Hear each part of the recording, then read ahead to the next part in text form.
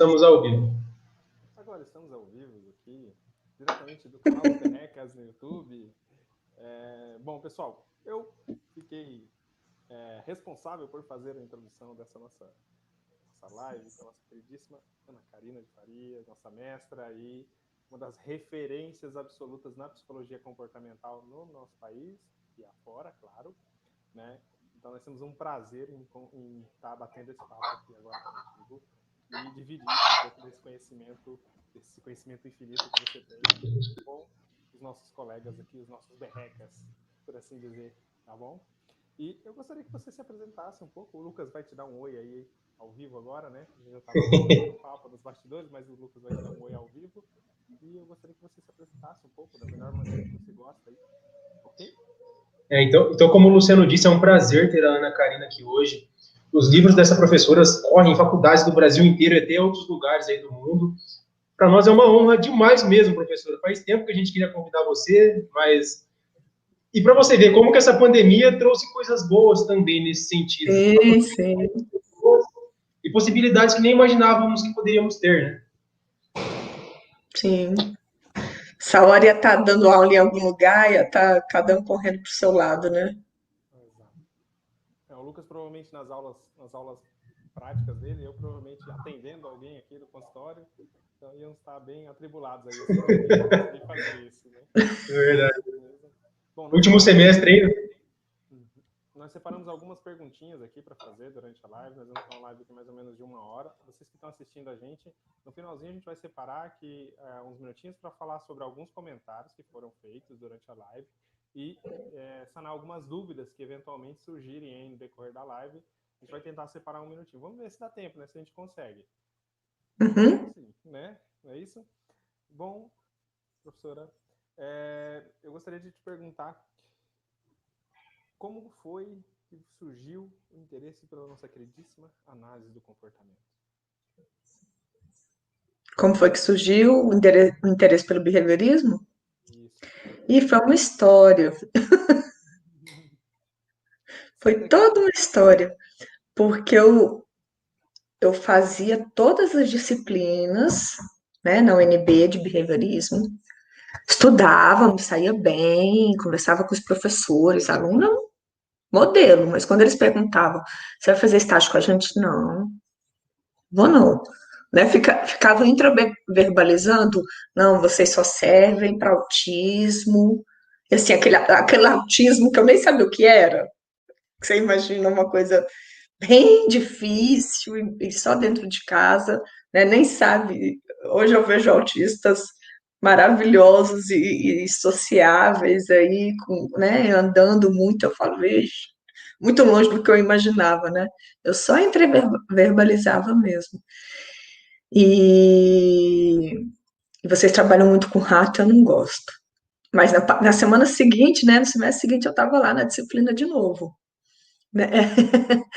E aí, não vou dormir. E aí, teve uma matéria que se chamava Clínica Experimental, ela foi ofertada 2 vezes no UNB só, porque ela era uma matéria da clínica, que era para ter sido dada por um analista do comportamento. Então, alguma pessoa deu antes, depois a Josélia Abreu Rodrigues deu de novo. Lotou essa sala, porque a gente queria saber o que era. A gente queria saber se era tão horrível quanto os outros professores falavam. Tá? Muita gente, naquela época, então, gente, eu entrei em 93, né? Isso aí foi em 96, 7. Aí alguma coisa a Joseli falou assim, afetividade, eu não sei o quê. Eu fiz assim na sala. Tipo, deu um insight, assim, né? Minha mente se abriu, eu falei assim, eu posso ser isso. Eu lembro, não lembro direito o que ela falou, mas lembro que eu me arrepiei toda, sabe? Que eu fiquei toda empolgada, porque eu podia ser eu, ao contrário do que outras, né, terapias falavam que a terapia comportamental era uma mera aplicação de técnicas para problemas específicos, né, eu vi que não, que eu podia chegar lá como eu e conversando com o paciente como uma pessoa também, né, e aí então me veio um interesse maior. como eu já gostava, né, bastante dos experimentos e tal, me faltava essa parte clínica. Aí nessa disciplina ela pôs para ralar, né? A primeira prova tinha 45 textos e nem todos em português. E assim, para poder forçar, tipo, se você teve essa oportunidade de fazer essa disciplina que eu não vou dar de novo, então aproveite, né? Segura essa bucha. Foi bem assim, arrochou a gente, mas valeu a pena. Só que aquela época também, se vocês forem ver 96, 97, não tinham muitos textos brasileiros ou traduzidos, né? O que tinha eram os manuais de modificação do comportamento, de técnica. Ainda estava muito, né? Quem lesse inglês teria coisas para pedir emprestado ou para comprar, né? Caso eu não tinha como comprar, né? De pessoas que estavam realmente produzindo aí, como Reis, Schollenberg, etc. Mas a gente não. E aí o primeiro livro FAP, né, que surgiu, que a gente chama hoje de FAP1, né, criando relações calorosas e curativas, uma coisa assim, né, eu li depois que eu conheci o Kohlenberg no congresso da BPMC. Um amigo meu que já tinha ido para os Estados Unidos num treino lá, já tinha lido muita coisa, porque ele lia muito inglês, era apaixonado pelo Kohlenberg, e as falas do Kohlenberg, o comprometimento que ele tinha, o amor que ele demonstrava pelos clientes me assustou. Eu ficava assim, Marcelo, que era o Marcelo Beckett, Marcelo, ele fez isso com a cliente, ele foi no cartório, e assinou, se responsabilizou por ela, Marcelo, pelo amor de Deus, não entra nessa não. Porque assim, Esse lado é vindo. né? Não é behaviorismo radical, Marcelo.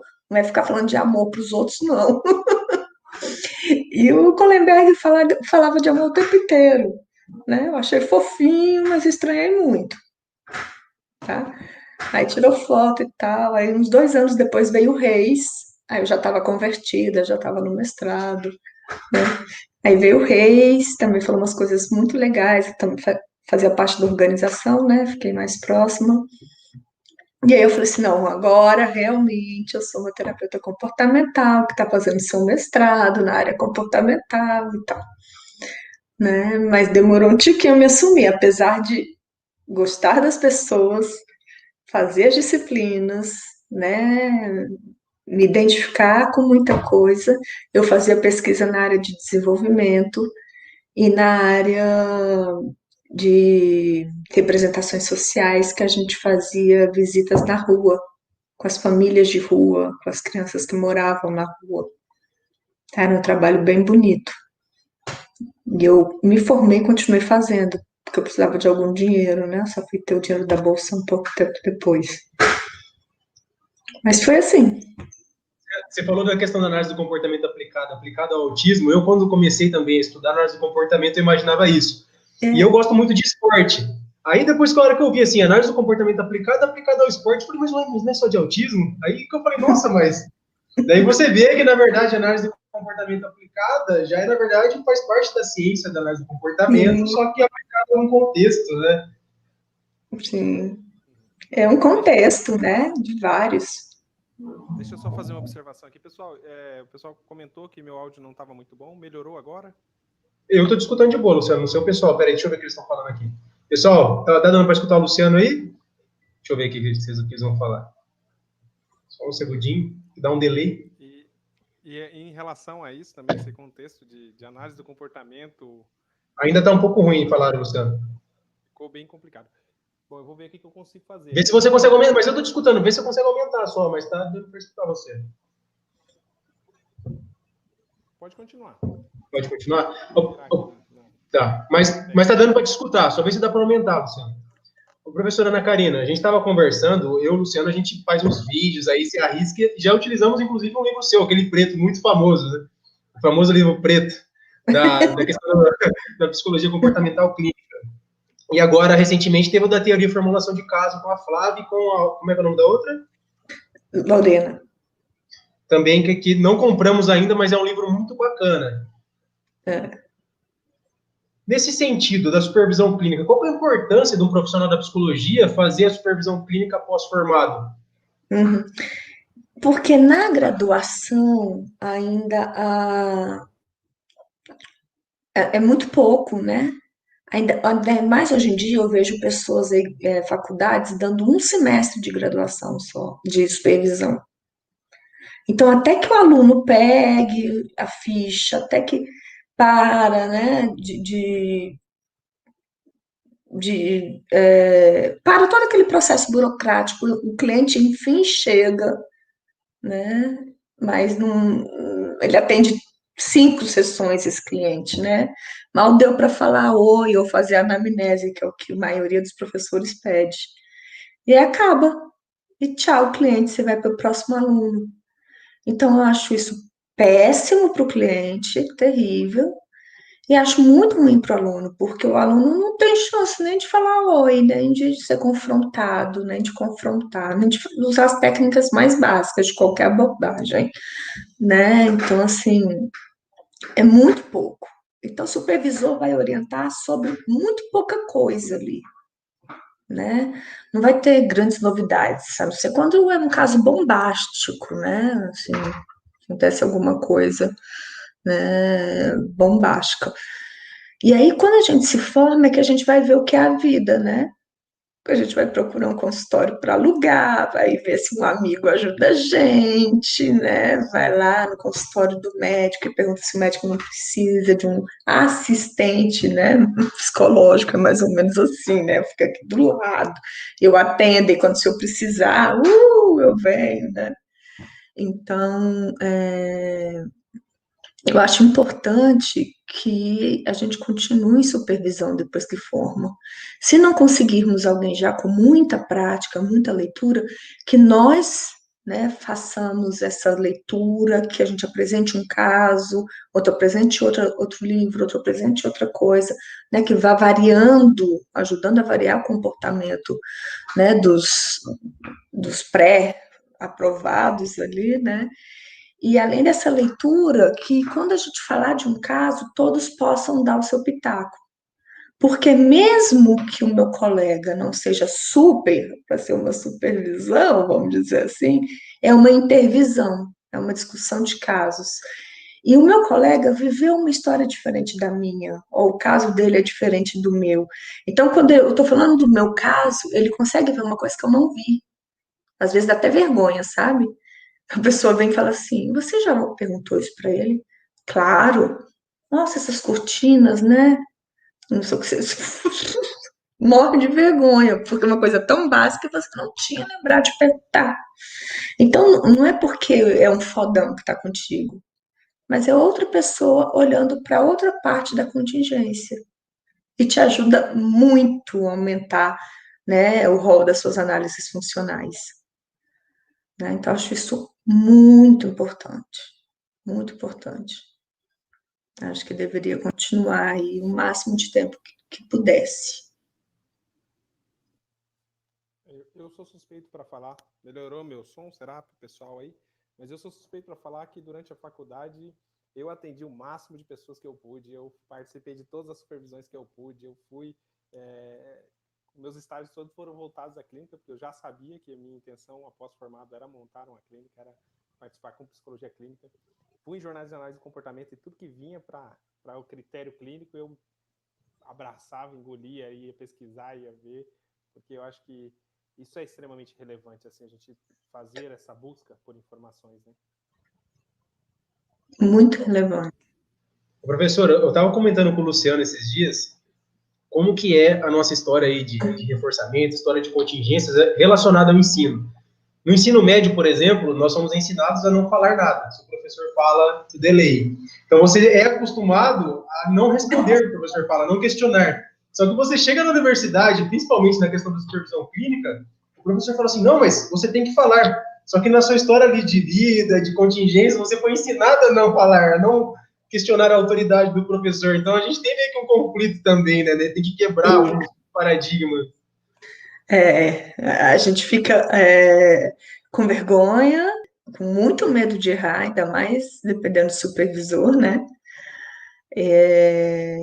A gente olha para os amigos pedindo alguma ajuda, tipo, vai primeiro, ou fala alguma coisa que eu te falei, né? Mas a gente tem que ir vencendo isso, porque senão você não desenvolve repertório, né? Você vai continuar aquela pessoa ali que vai lá, fala oi com o cliente, aí conversa da semana dele e tal, e pronto, né? Que é bem isso que a gente deve fazer.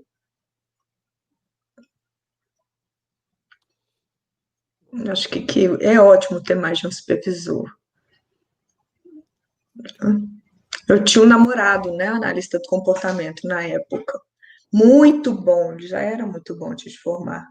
E formou um pouquinho antes de mim. E antes ele implicava muito, porque eu não era analista do comportamento, sabe? Eu falava, eu não vou ser.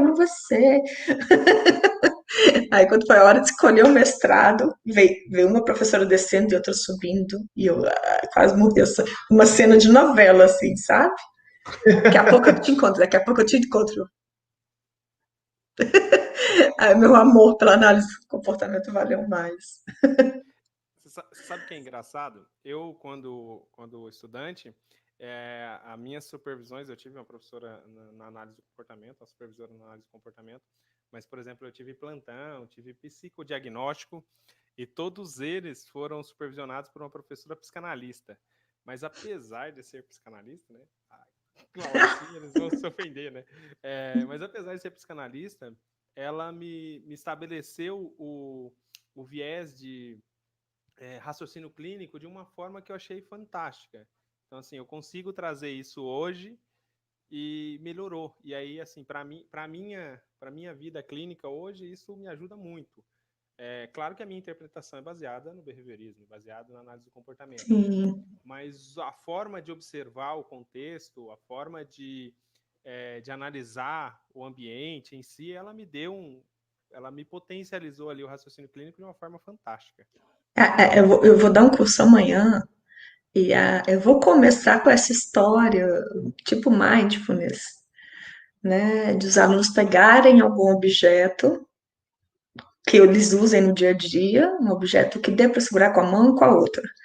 E aí, né, que eles fechem os olhos e entrem, assim, fiquem bem atentos ao que eles estão fazendo. Então, mexe no objeto de um lado, mexe do outro, vê se ele tem ponta, vê se não sei o que, passa a mão nele, né? O que aconteceria se ele caísse? E sente toda a textura, né? Para que ele serve, não sei o que, não sei o que, não sei o que. Aí, no final, eu vou dizer que um pouco do olhar clínico tem a ver com isso, né? Contingência vem do latim e quer dizer tocar em todos os cantos, tá? E a gente pega o nosso celular e tá com ele o dia inteiro, mas a gente não percebe que embaixo dessa capa aqui é bem redondinho. Olha que delícia, olha que frescor aqui, né? A gente não percebe que a capa deixa ele enquadrado, meio sem vida. Aí a gente vai, faz assim, e põe no rosto e tal, né? E você fica com aquilo o dia inteirinho, e se te pedirem para desenhar aquilo, muitos não conseguem.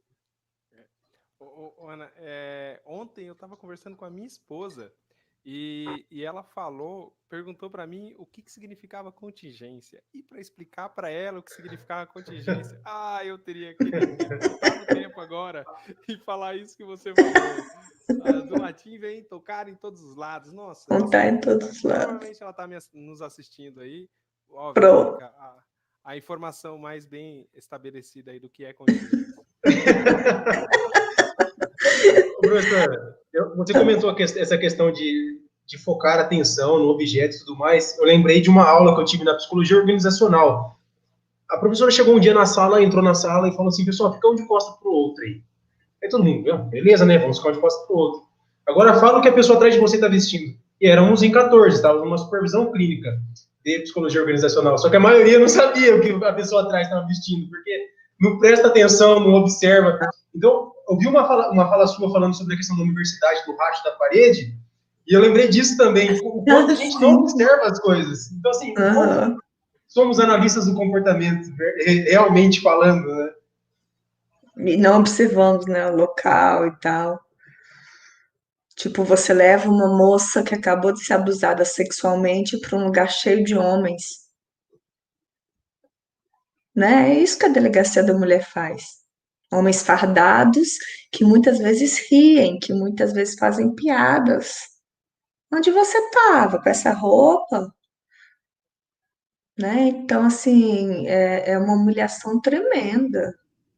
Muitas relatam que é pior chegar ali onde ela devia ser protegida e ser exposta àquele tanto de macho, né, com cabeça do século passado.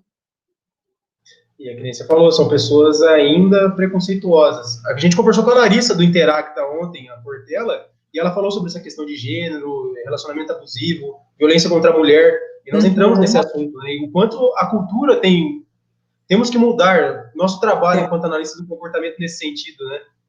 Temos. Nós temos que nos meter em tudo. Toda aula que eu dou, se os temas mais diversos, eu falo, nós temos que nos meter na. Claro que não vai uma pessoa fazer tudo sozinha, né? Mas nós temos muita área de intervenção. Temos que nos apropriar desse espaço que é nosso, por direito. Mas, Por dizer. gente, planejamento cultural está aí, né? Estão pesquisando bastante, então tem como a gente dar um mínimo de, né, suporte em diversas áreas. Sim, nós estamos muito próximos da antropologia, da sociologia, e aí dessas pesquisas que vão dizer, né, essa interação do organismo com o ambiente, aí vão descrever essa interação do organismo com o ambiente, e que nós nos apropriamos de uma maneira brilhante, aí, não que as outras abordagens não se apropriem. Mas eu vou pegar esse gancho dessa minha fala e vou perguntar para você. O que você acha? Quais são os desafios que nós, behavioristas, nós analistas do comportamento, temos hoje para encarar essa quantidade de abordagens que tem? E eu vou acrescentar aqui que eu acredito que nós sejamos realmente, de fato, a única abordagem não mentalista, né, da psicologia. O que você acha que a gente enfrenta aí na hora de se colocar como behaviorista, se colocar como analista do comportamento, e sem falar nos clichês, né, do cinema, onde tem que ter um divã, onde o cara está de costas para o psicólogo e tudo mais. O que você me diz disso? Ai, nem sempre é fácil, né? Acho que na maioria das vezes não é fácil. Mas eu acho que dá para começar, né? E chamar pessoas que não sejam analistas do comportamento para cá, por exemplo, né? Dar a eles a voz e vocês um debate em que vocês respondam a eles também. Né? Ia ser uma coisa bem legal, assim, né? Então, alguém, gente boa, mais ou menos da mesma idade, que esteja atuando em Gestalt, que esteja atuando em psicanálise, né? E aí tem uma pergunta padrão do que ele acha do analista do comportamento, ele dizia o que ele faz, e aí alguém, ou vocês mesmos, responder. Eu faço isso também, só que a minha explicação é outra, é que está no ambiente, né? É que você, além de ter que saber isso que você me disse, você tem que ir na história de vida da pessoa para saber mais coisas que né, interagem e tal. Então, acho que dá para a gente começar assim, por exemplo, dá para a gente começar a fazer concurso, trabalhar em áreas de áreas de políticas de saúde, né? Porque ali a gente vai ter mais poder, porque a gente vai falar com pessoas de outras profissões, a gente vai falar com políticos, né? Então a gente vai lá bem boazinho assim, tudo bem, bem educado, né? Sem levar o rato, deixa o rato em casa, né? Aí, bem bonzinho assim,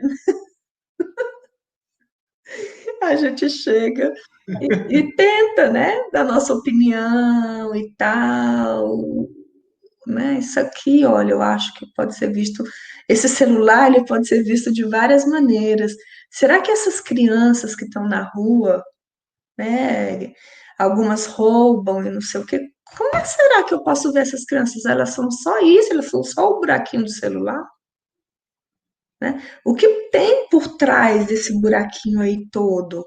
Tá faltando trabalho com isso tudo, não só com essa criança que a gente vai aprender, né?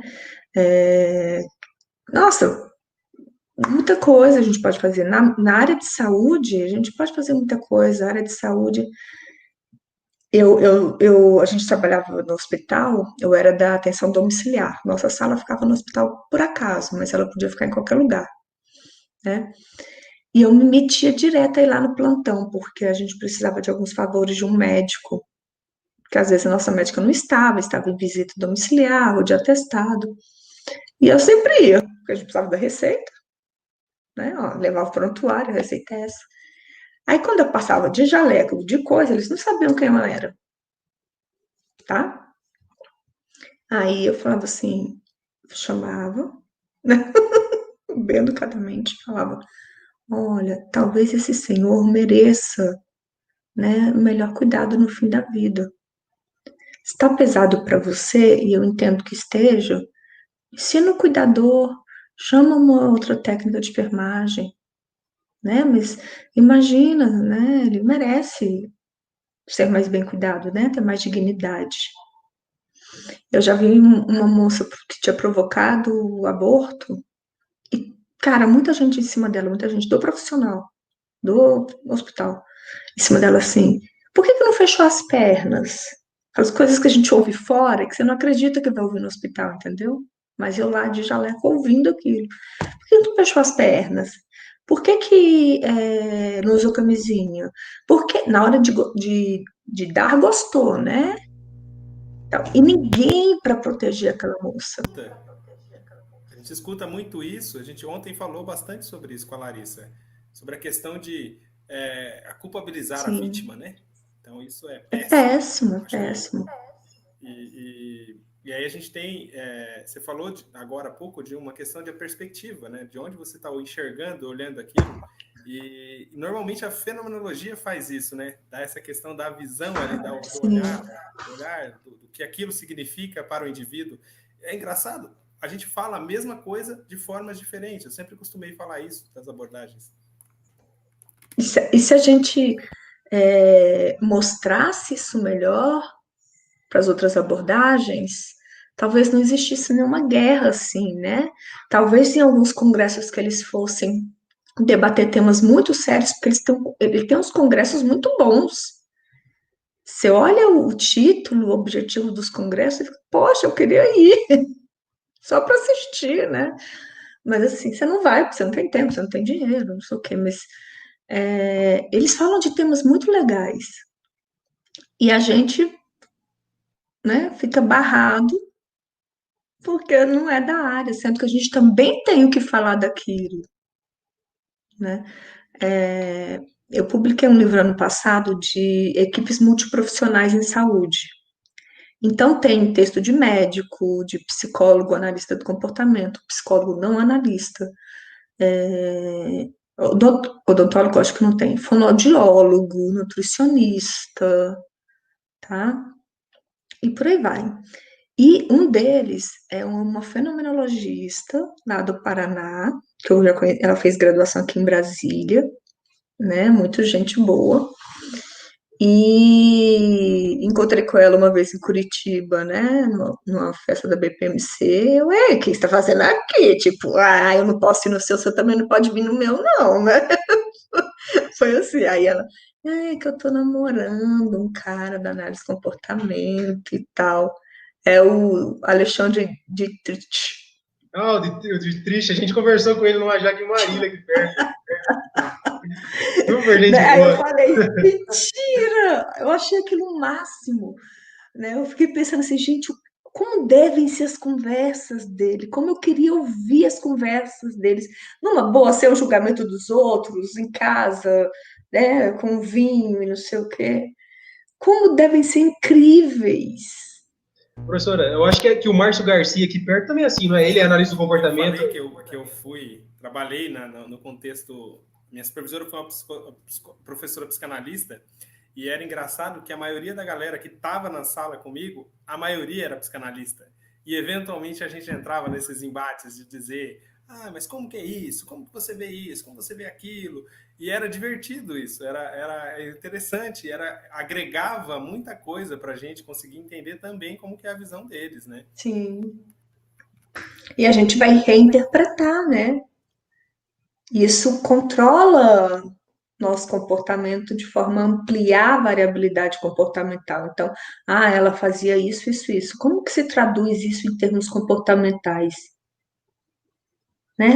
O que está faltando na minha descrição que ela está chamando tanta atenção com aquele outro nome lá que eu não sei o que é? Mas eu vou encontrar aqui, né? E vou melhorar minha relação com esse paciente. Tá? Excelente. Eu Professora, acho isso muito legal.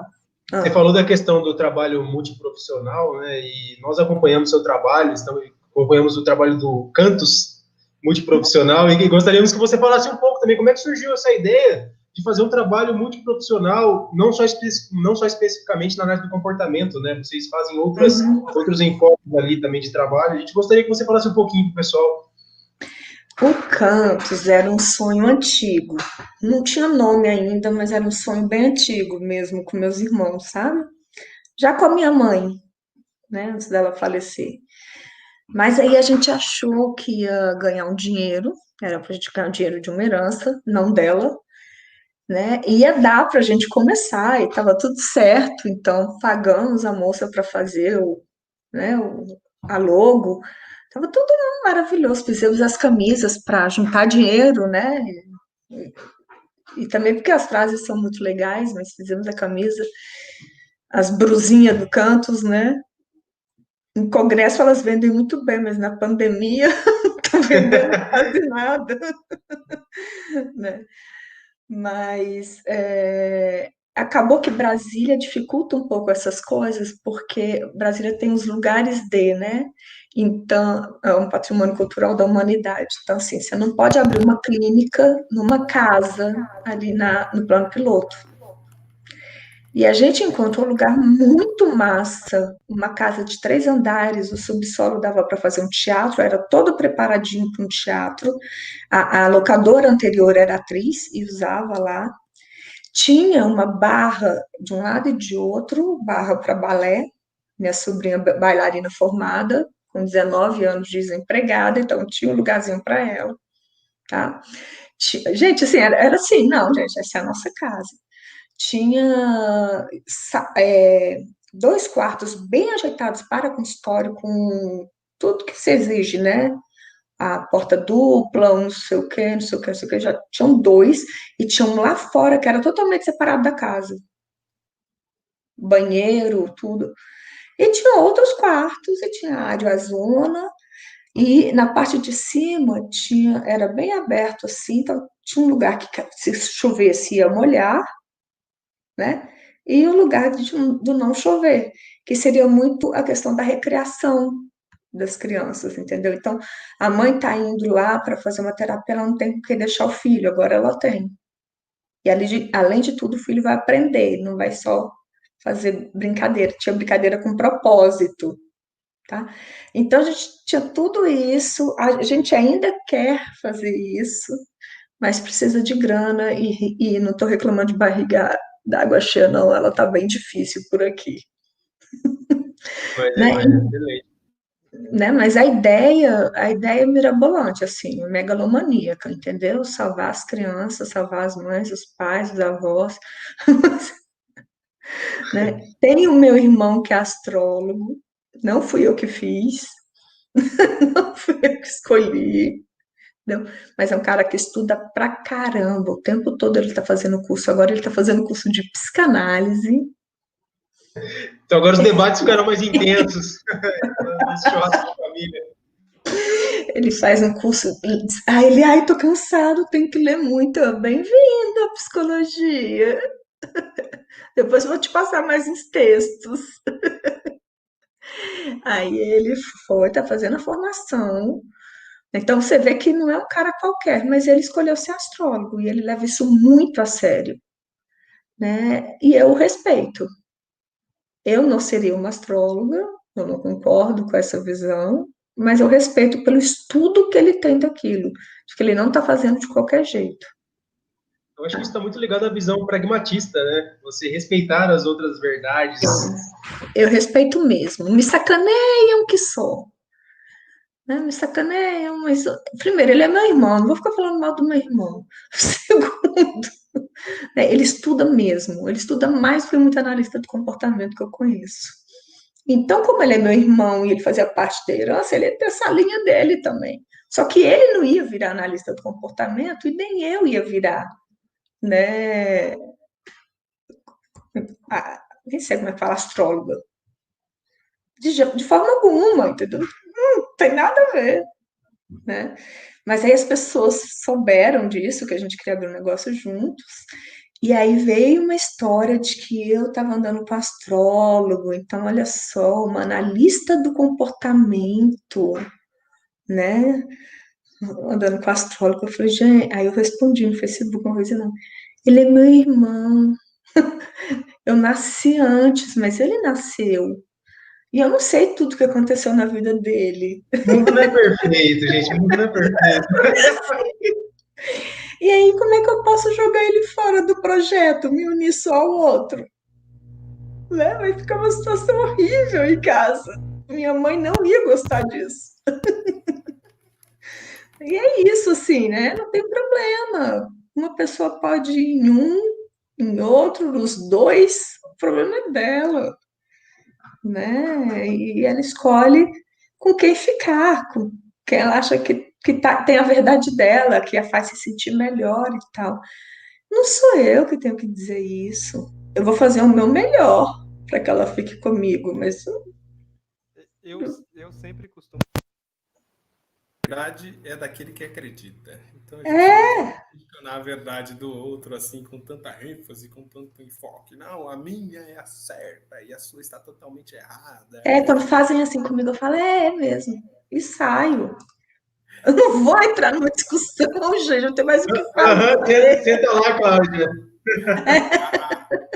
Eu lembro que assim que existe um termo psicanalista, transferência e contra-transferência, que ele acontece na clínica, né? A melhor explicação possível para dizer o que é, tal e tudo mais, e que nós, analistas de comportamentos, temos aversão a dizer que rolou uma transferência, uma contra-transferência, por assim dizer, mas a psicologia se apropria dos termos, né? Quando a gente fala de reforçamento, de reforçar o comportamento, é nosso, mas eu tenho certeza que os psicanalistas usam também reforçar o comportamento.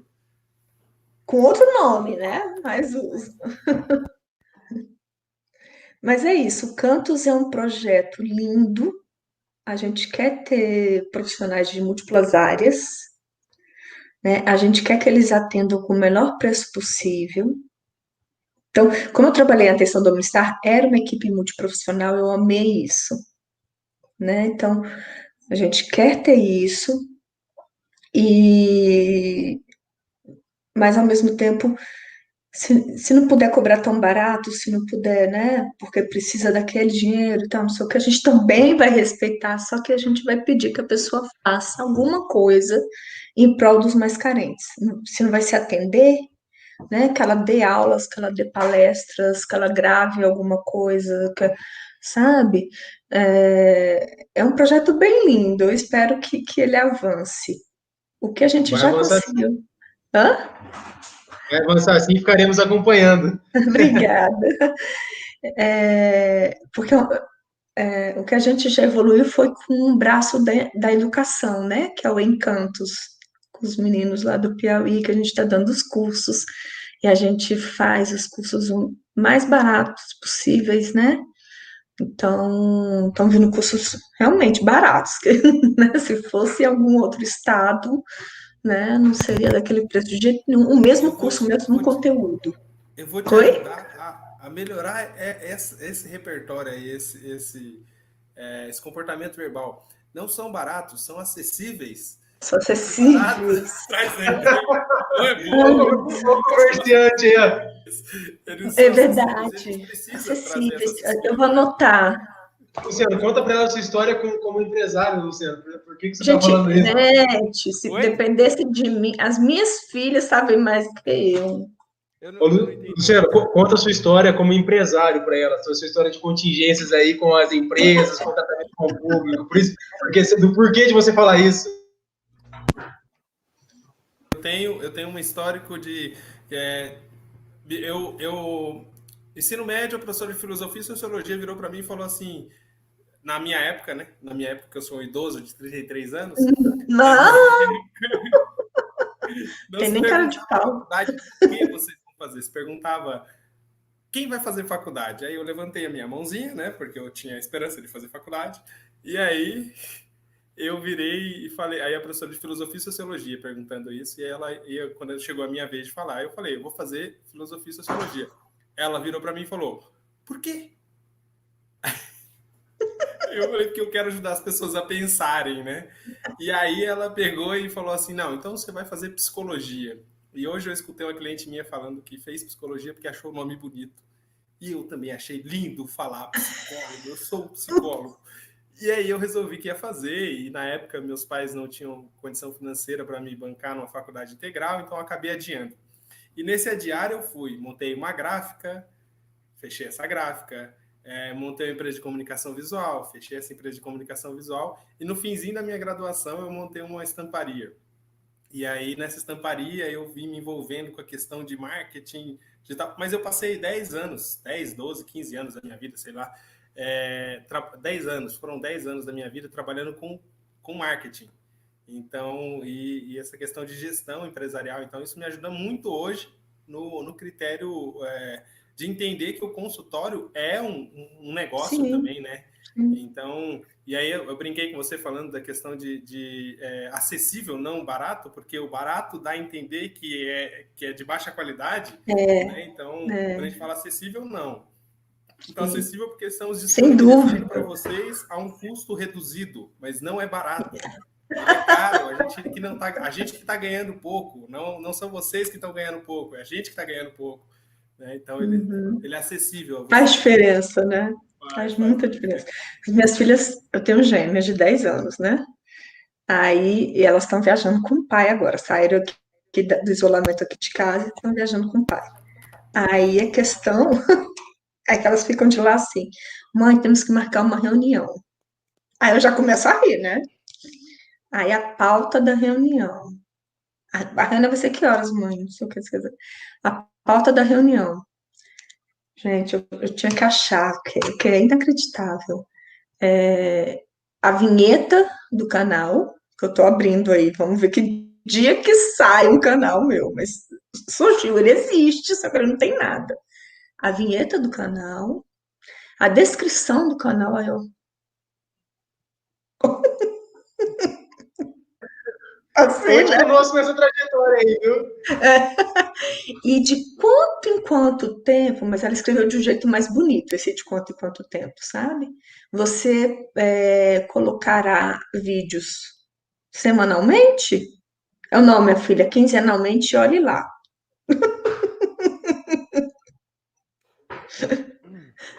Mas Mas Ana, vou falar para A você. gente. Você começa Desculpa a assim, intimidade. quinzenalmente, mas depois.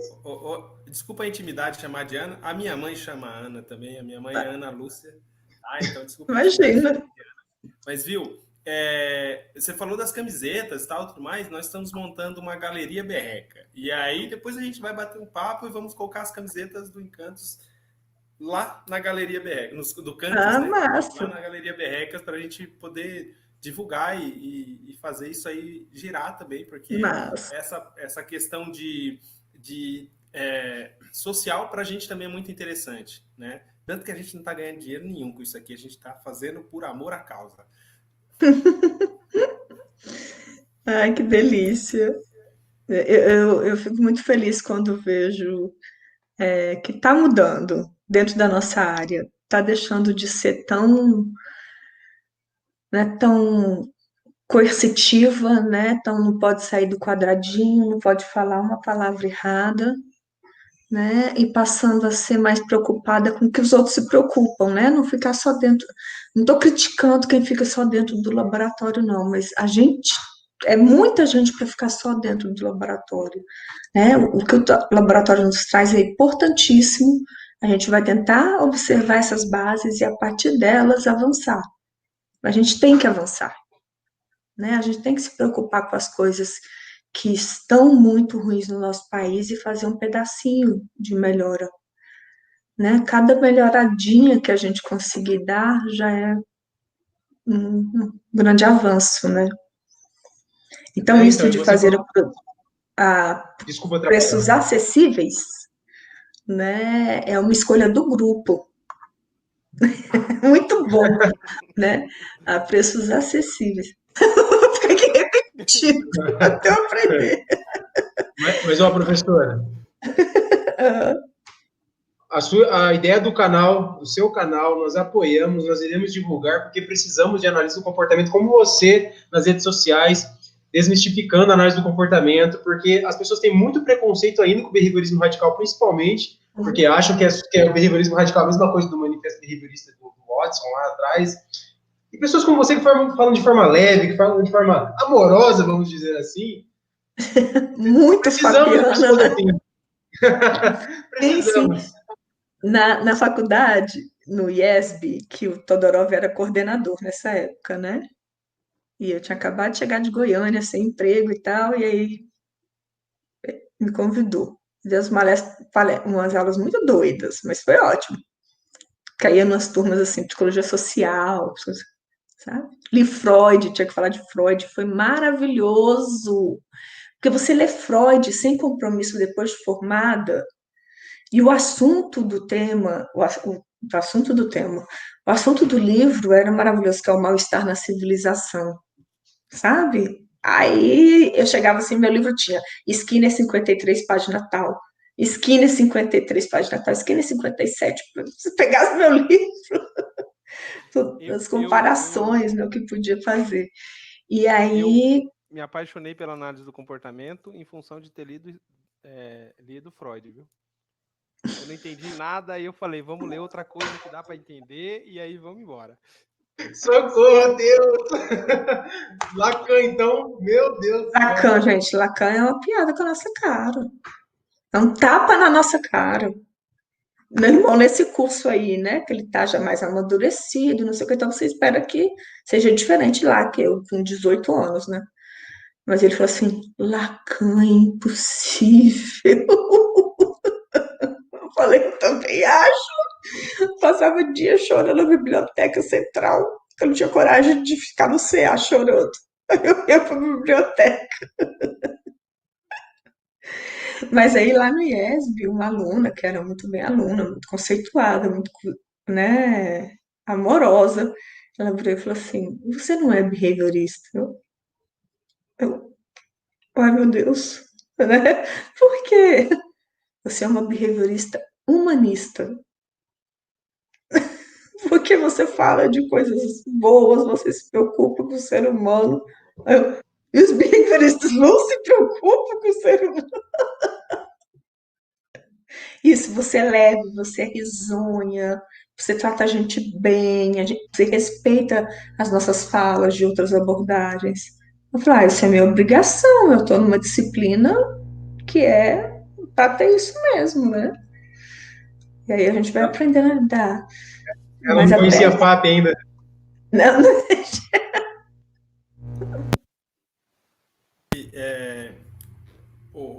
Para a ideia do senso comum ali, até dentro da psicologia, da própria psicologia, nós desconsideramos a subjetividade humana, né? Como se nós não entendêssemos que o indivíduo tem uma essência, tem todo um contexto que é seu, que é interno, né? Por assim dizer. Uhum. Então tem aquele mundinho metafísico, paralelo, que influencia diretamente nos seus comportamentos.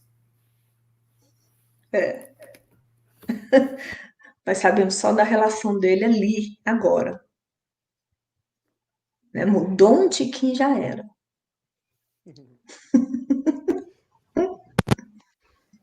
Para os finalmente aqui, para a gente ter um tempinho para bater um papo aí com a galera que mandou algumas dúvidas aqui, eu queria fazer uma pergunta clássica aqui no canal dos Berrecas, tá?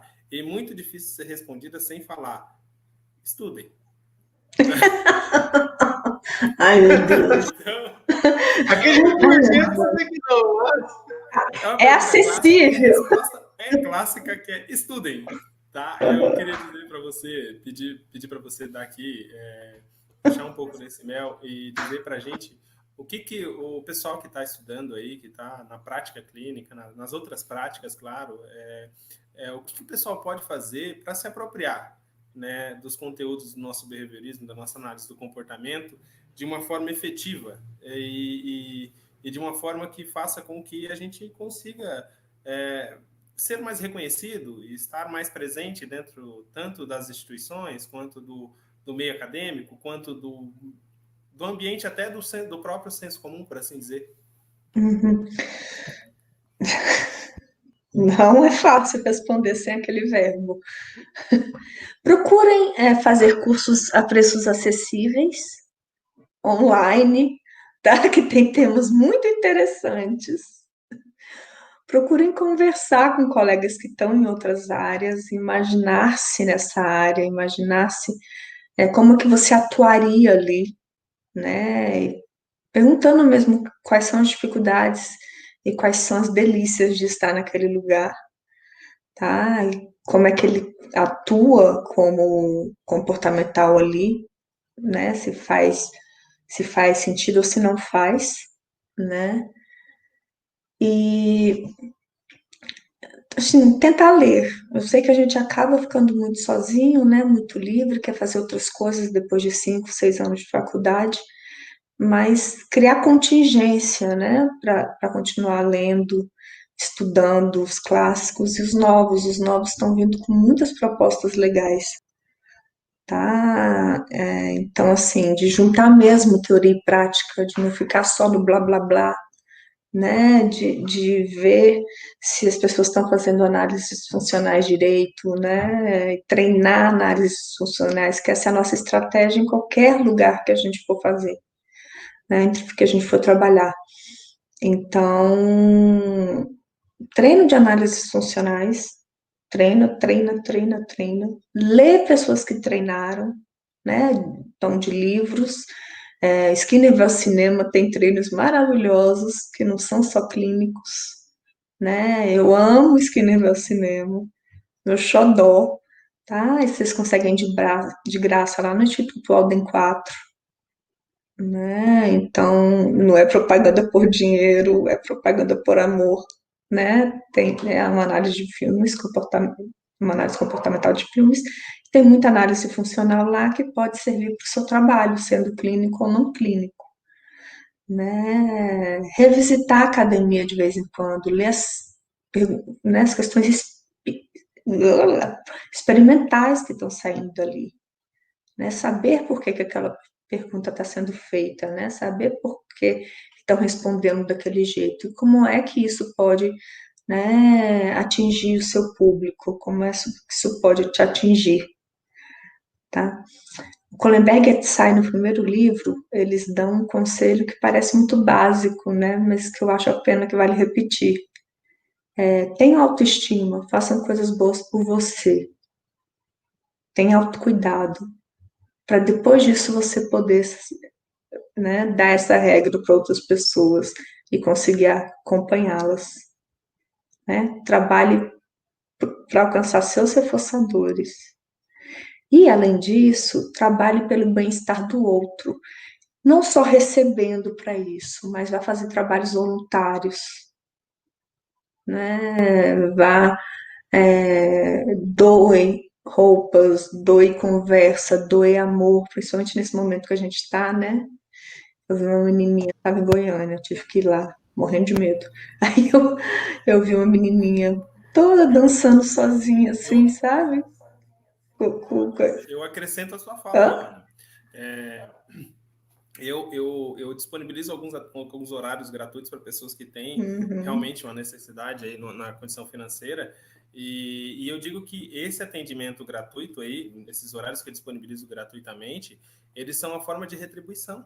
Porque quando eu estava na faculdade, que as pessoas se disponibilizavam para ir lá, para ser nossas cobaias, por assim dizer, elas estavam lá, acreditando no meu potencial, acreditando no que eu podia fazer por elas. Então, nada mais justo do que hoje, eventualmente, eu fazer isso. Dá Voluntariado. vontade de voltar nesses primeiros e falar perdão. Dá muita vontade. Mas não é só lá na faculdade, não, viu? Tem alguns já aqui da prática profissional mesmo, que de vez em quando você não quer vir hoje para a gente conversar, para eu te falar como que tá agora, para você tirar aquela visão que você tinha de mim lá no começo? Não é fácil, não. Professora, você falou a questão do amor. Tem um texto do Hélio Guilherme que eu gosto muito, que ele fala da autoestima. O Luciano também, porque a gente fez um vídeo já sobre isso. Ele fala da autoestima, da autoconfiança e responsabilidade. Ele fala que o amor está muito relacionado não só a reforçar, disponibilizar reforço, quando o reforço é contingente ao comportamento, mas reforçar também sem motivo. Isso é amar. Amar seu filho, amar seu Amar esposo, incondicionalmente, né? E isso é difícil. Muito, é um treino, né? Diário. Me via e falava assim, não, você vai chorar. Eu tô lá dirigindo, eu tô vendo uma criança que tá vindo vender algum doce, eu não tenho dinheiro. Aí alguma minha vira e fala assim, não, você vai chorar de novo? Ai, cara, não é porque eu virei velha que eu fiquei sem sentimentos, não. Eu fico lá chorando. Me motiva. Tornar o mundo melhor realmente me motiva. Eu preciso me pronunciar aqui. Amor incondicional é um amor imposto socialmente. Você tem a obrigação de amá-lo. A sociedade te pune se você não amar incondicionalmente seus filhos, viu, Ana Karina? Então, a gente tem que... O amor gratuito existe, o incondicional não. Mas o meu fiote tá no útero, ele vai chegar em janeiro, eu já tô amando incondicionalmente, viu? Só quero ver aquele pirralhento bagunçando a casa inteira, só tô nem vendo. Não sei se eu vou fazer muita análise funcional não, viu, professora? Vou tentar, mas não sei se vou fazer todo o tempo, não. Se vocês convivessem com a minha, vocês desistiam. Porque são contingências muito complexas. Casa de Ferreira, de pau. Fala assim não, que o Lucas quer mais 3. Eu já desisti. Não, e aqui são 3, porque a pequena tá sempre comigo. Aí lá em Goiânia, eu fiquei uns dias na casa do Cristiano Coelho, que é meu amigo desde o início da graduação. Ele tem 3, só que um já é rapaz, não teve nada. Um fica muito na dele, então ficaram 4 meninas. Já rolou briga, mas assim, quando eu cheguei na casa da minha prima, que eu lembrei como é que era, sabe, o primeiro grito, ai, Bruna, esqueci, tem uma reunião marcada, deu vontade de voltar para trás, assim. Ela tem 3 meninos. Então é assim, não, e bate porta e não sei o quê. E eu dando aula. Olha o liquidificador aberto, né? Aí de repente, porra, não sei o quê. Aí não liga não, gente, tem pra lá de 10 crianças aqui. Eu coloquei que já eram mais, entendeu? Para ficar. Mas vai analisar essas contingências. É muito. Tem muitas perguntas que gostaríamos de fazer, mas infelizmente não temos muito tempo. Nós agradecemos pelo tempo que você disponibilizou para nós agora. Abriremos alguns minutos para o pessoal mandar algumas dúvidas aqui que estão acompanhando a live, né? Eu vou mostrar o primeiro aqui, que eu já encontrei, para ver se você pode dar um retorno para o pessoal. Tá bom. Tá aparecendo para você, professor? Do Rafael Dias. Rafael, poderia falar da equipe multiprofissional na socioeducação? Tem uma tentativa, pelo menos, né? Da pedagoga, da psicóloga, da psicopedagoga. Aí, de vez em quando, elas têm reuniões com a assistente social, com o próprio professor, com a coordenadora, diretora da escola, para poder propor atividades que levantem informações, que deem motivação para essas crianças e que façam com que essas crianças consigam se integrar às outras crianças. Porque, às vezes, o bullying, né, uma brincadeira pela diferença e tal, é uma coisa que é fácil de ser mediada. A gente é que vai transformando aquilo em coisas maiores. Né? Se a gente deixar vir uma coisa muito grande mesmo, né, muito dolorosa para quem está sofrendo. Se a gente tem logo a iniciativa de tentar mudar isso, isso melhora muito. Para quem está fazendo, que aprende que aquilo é ruim, e para quem está, obviamente, né, levando. Só que às vezes espera-se que faça o ano para que isso melhore. Não, a gente deveria atender em grupo, grupo de profissionais, atender na sala de forma lúdica, dando psicoeducação, né, na linguagem daqueles meninos, pedindo retorno, né, pedindo feedback do que eles estão entendendo, propor atividades que sejam divertidas e que todos possam brincar. Né? A gente não pode ir lá só e dar uma bronca. Não tá funcionando. Se não está funcionando, está errado. Se nós somos pragmatistas, né, nós temos que agir de acordo com o modo que funcione. Tá? Então, do jeito que tá errado. Então, temos que lutar também por isso, né? Primeiro, para terem psicólogos na rede de educação, né? Suficientes. Segundo, para que eles ajam em grupo, né? E vão o mais rápido possível, né? Lá no X da questão para atuar, para acompanhar essa atuação. Né? Porque senão a criança sai da sala, né? A criança foge da escola. Excelente. Professor, tem um comentário aqui que ele não é uma pergunta, mas eu achei muito engraçado. Do Arthur Tadeu. Eu estou aqui e respeito os behaviouristas também. Mas olha o segundo comentário dele.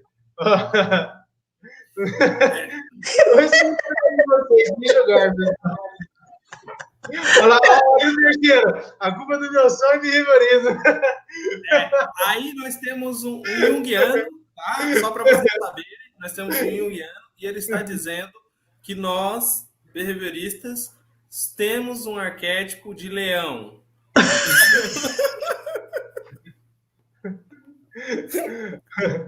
Professora, mas agora tem uma pergunta séria aqui, que é do Lucas Cardoso. Esse Arthur Tadeu é meu irmão, viu? Olha que troll! Olha que foda!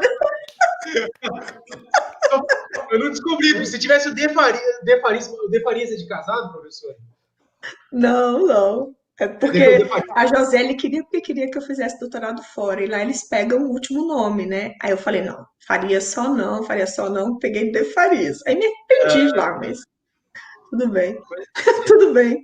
Mas o nome todo da gente é muito grande.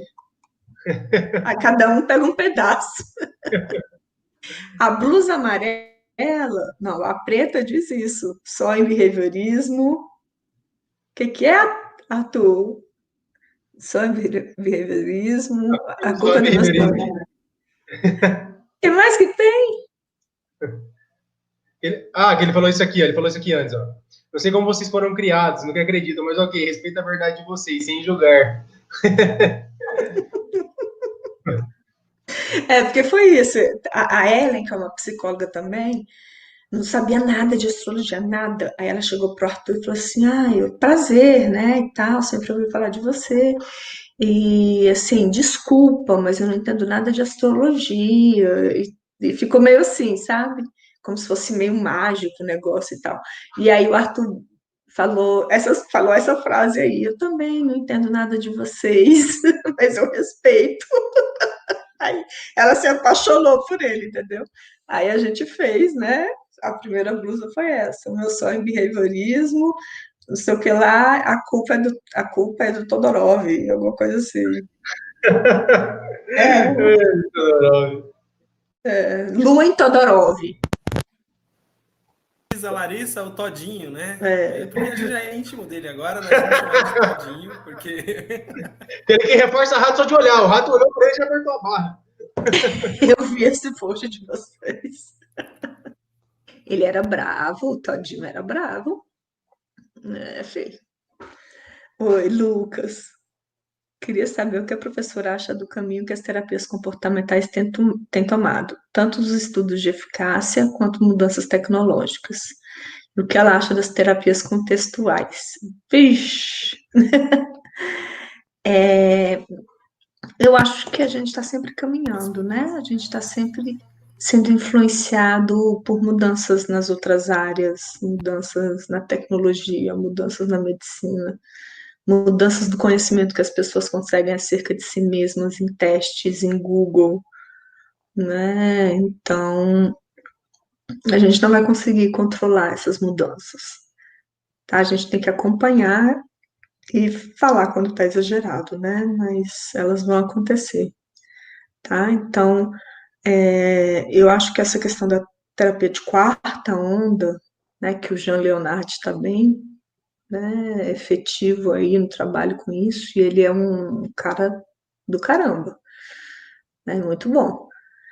Todos os estudos de eficácia quanto mudanças metodológicas, né, eu acho importante, porque a gente pode ficar muito no blá blá blá com o cliente e nunca fazer uma terapia de verdade. Isso é mais cômodo para os dois, tanto o cliente quanto o terapeuta, né? Então, ter esses estudos é muito importante. Agora temos que ver como é que o estudo desses estudos, né? Como é que estuda essa eficácia, a mudança metodológica, como é que isso vai impactar, né, no grande número de analistas de comportamento, como é que vai fazer, como é que vai ser feito para ensinar, né, esse grande número de analistas de comportamento, se vai haver algum, né, algum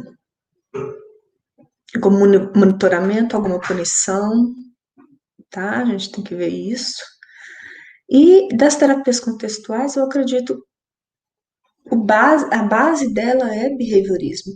Claro que você se assusta ao ouvir fusão cognitiva, né, do Reis, ou desfusão, né? Você se choca ao ouvir mente sábia na DBT, tá? E você pode se chocar com várias outras coisas, mas tudo que se está buscando é, cara, crie condições para você ter autoconhecimento. Seja usando mente sábia, seja usando cognitivo, tá? Mas crie condições para você saber quem você é e como é que você pode modificar quem você é. Essas palavras aqui são mais próximas do seu vocabulário. Eu estou facilitando para você, cliente, né, tentar entender. Mas o meu raciocínio é analítico comportamental. O que eu estou tentando fazer o tempo inteiro é análise funcional. Né? O que vai manter a gente como analista do comportamento é se a nossa ferramenta continuar sendo análise funcional, desculpa. Tá? Se a gente souber fazer uma boa análise funcional e se a gente continuar estudando os clássicos e tudo, eu não vejo problema em passar de uma onda para outra, porque as coisas mudam, né? Muito disso de TCC nos Estados Unidos é uma questão muito mais mercadológica, editorial. Estão mais preocupados com a venda dos livros. A gente aqui no Brasil está se dando porrada por causa do termo fusão cognitiva. Tá? Talvez a gente esteja se dando porrada pelo termo errado, né? Pelos motivos errados. A gente devia estar dando porrada nas editoras, que cobram um absurdo de caro para você publicar e poder mostrar por que é que uma coisa está sendo, né, preferida a outra. Tá? Você não tem que meter porrada em quem está pesquisando e está vindo falar de uma nova forma que segue os princípios básicos do behaviorismo e da análise do comportamento, que faz análises funcionais, então está buscando o bem-estar do indivíduo dentro das contingências. Tá? Essa pessoa não está fazendo nada de muito diferente da gente. Né? A questão é que alguns de nós continuamos muito radicais no mau sentido, não lá no sentido do Skinner, né, de radical aceitar tudo que é comportamento. Nós estamos ficando muito radicais no aceitar nenhuma mudança em comportamento, em teoria. Né? Não tem como não mudar, o Skinner não vai viver a vida inteira. Tantos outros bons behavioristas, né, excelentes, que não estavam ligados diretamente a Skinner, né, mas aprenderam muita coisa com a leitura dele, com os experimentos dele, também não vão viver a vida inteira e também não precisam ser, né, A gente não precisa ficar fazendo reverência para Skinner e não fazer para os outros, né, que estão fazendo coisas muito boas por aí. Tá? Então, eu sou a favor, Lucas, dessas mudanças, desses caminhos, desde que toda a comunidade esteja atenta, né? Não é para chegar e fazer qualquer coisa, toda hora abrir uma forma de psicoterapia, sem diferença das outras, ou inventar sem explicar por que está inventando, né? Então, acho que a gente tem que tomar cuidado como comunidade. Uma comunidade, um está cuidando do outro, né? E de si próprio, do seu nome, né? Tá preocupada com a repercussão que isso vai ter no seu nome, né? Mas eu acho que as mudanças vão acontecer, porque as pessoas estão precisando de coisas novas, estão fazendo coisas novas, estão conversando, né? E isso vai trazer mudanças. A gente tem que tomar cuidado com elas. Professora,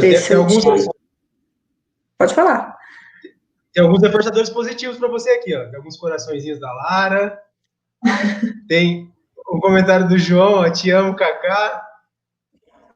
Ai, lindo.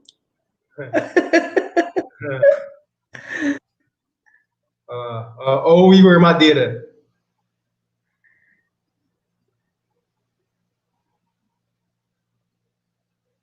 Agradecendo pelo estímulo discriminativo. Sim, esse congresso foi muito legal. Eu fui no lugar do Todorov, ele ia dar a... Nossa, quando ele falou isso, eu quase despenquei do...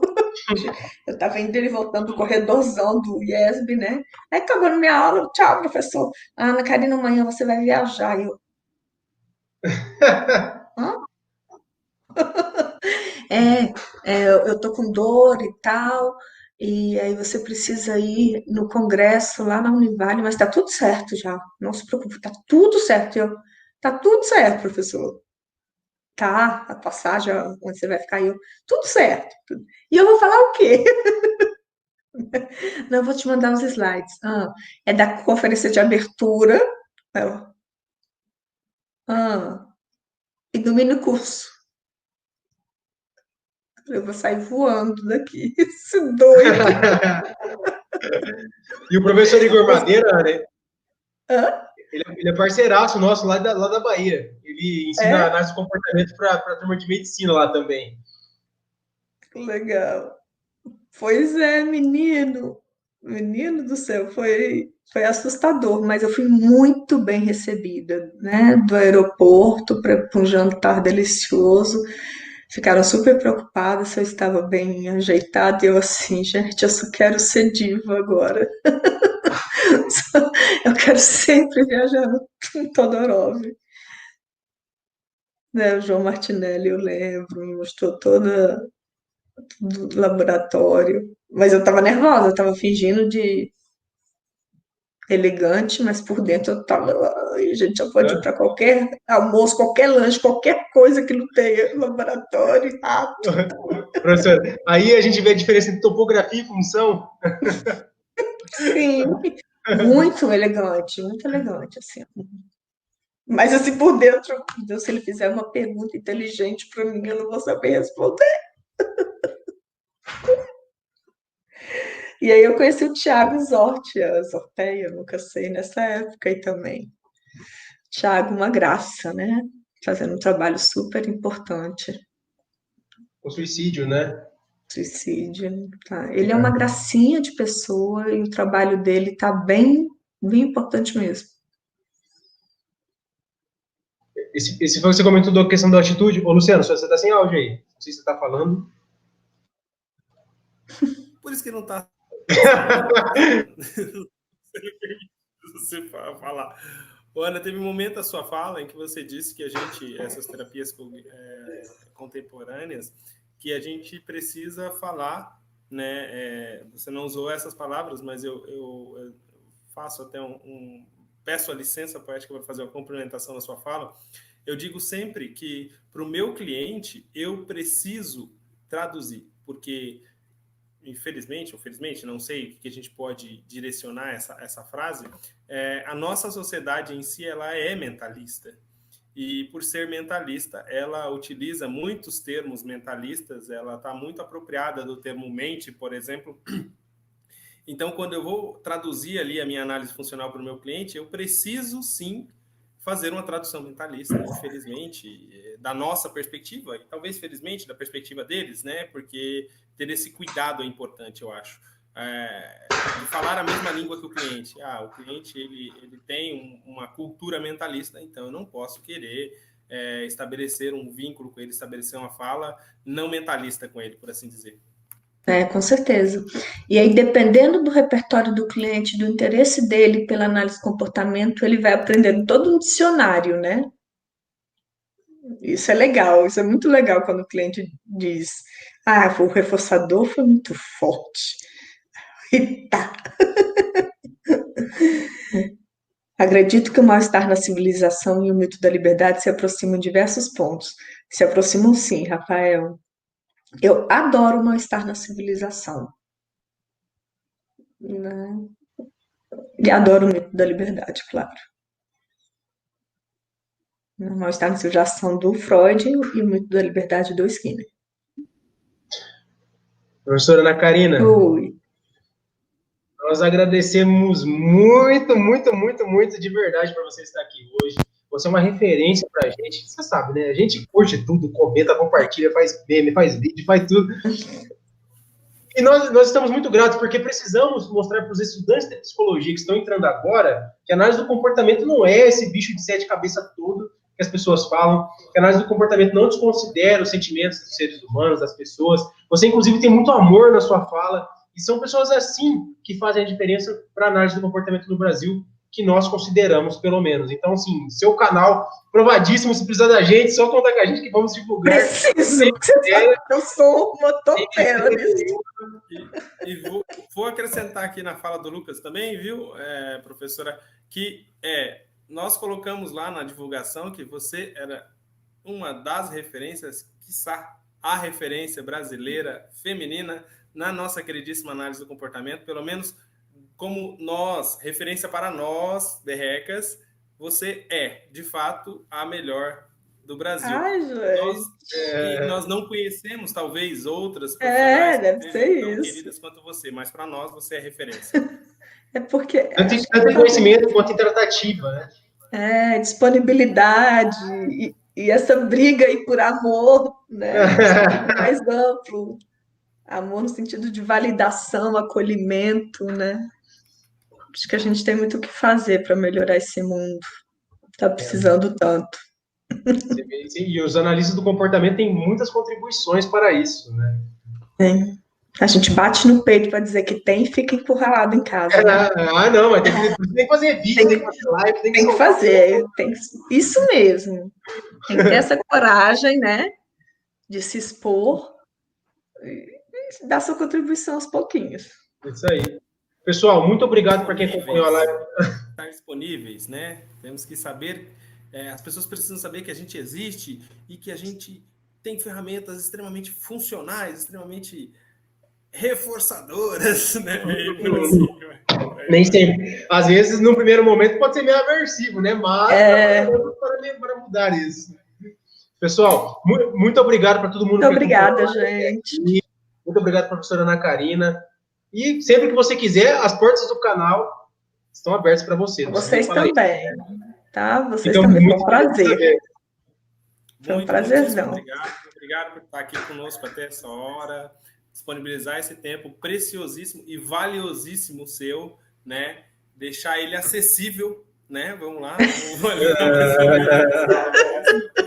Né? Para que nós possamos dividir todo esse conhecimento que a gente sabe que você tem muito com todas as pessoas que acompanham aqui o canal dos Berrecas. Muitíssimo obrigado. Eu que agradeço, gente. Se você não falar que vai ser aversivo para você, nós vamos encaminhar. Eu quero! Tá bom? Depois a gente combina certinho. São lindos! te Hoje em enviar dia.